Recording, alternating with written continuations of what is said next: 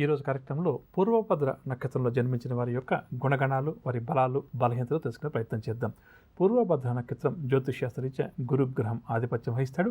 పూర్వభద్ర నక్షత్రంలో జన్మించిన వారి జీవితం గురు మహర్దశ తోటి ప్రారంభమవుతుంది. పూర్వభద్ర 1వ పాదం, 2వ పాదం, 3వ పాదం ఈ 3 కూడా కుంభరాశికి సంబంధించింది. 4వ పాదం మీనరాశికి సంబంధించింది. మొదటి 3 పాదాల వారి మీద గురువు మరియు శని గ్రహాల ప్రభావం ఉంటే 4వ పాదం అంటే మీనరాశికి సంబంధించింది.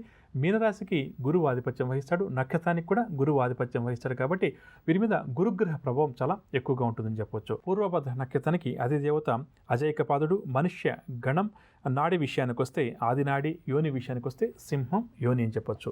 ఇక వీరి గుణగణాల గురించి ఒకసారి పరిశీలన చేస్తే పూర్వభద్ర నక్షత్ర జాతకులకు వారి కుటుంబ జీవితంలో కానీ, వృత్తి ఉద్యోగ వ్యాపార జీవితాల్లో కానీ ప్రధానమైనటువంటి సమస్యలు ఏదైనా అకస్మాత్తుగా ఎదురైతే మాత్రం తప్పకుండా కూడా వారి చుట్టుపక్కల వారి వల్ల కానీ, వారి గురువుల వల్ల కానీ, లేకపోతే వారి బంధుమిత్రుల వారి సలహాల వల్ల కానీ ఆ సమస్య నుంచి అతి సులువుగా బయటపడతారని చెప్పవచ్చు. ఈ పూర్వభద్ర నక్షత్రం వారికి చాలా వరకు కూడా మంచి పరిజ్ఞానం కలిగి ఉంటారు. ఏ విషయం మీదైనా సరే గురుగ్రహ ప్రభావం అధికంగా ఉండడం చేత అనర్గళంగా మాట్లాడగలుగుతారు.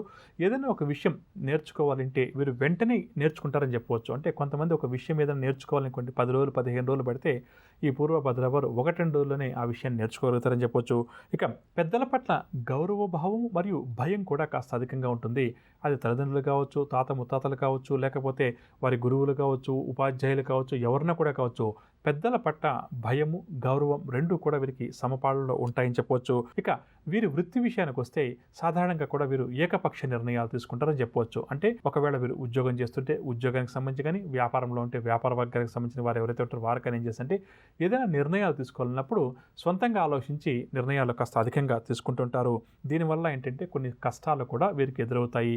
కష్టాలు ఎదురైనప్పటికీ కూడా మనం ఇదే కార్యక్రమం మొదట్లో చెప్పుకున్నట్టుగా కుటుంబ సభ్యులు కానీ, సన్నిహితులు కానీ, స్నేహితులు కానీ, గురువులు కానీ సహకారం అందించడం చేత ఆ పెద్ద పెద్ద కష్టాల నుంచి కూడా వీరు అతి సులువుగా బయటపడుతుంటారు. ప్రధానంగా ఈ పూర్వభద్ర నక్షత్రం వారు నేర్చుకోవాల్సింది ఏంటంటే సమయం వచ్చే వరకు ఓర్పు వహించాలి.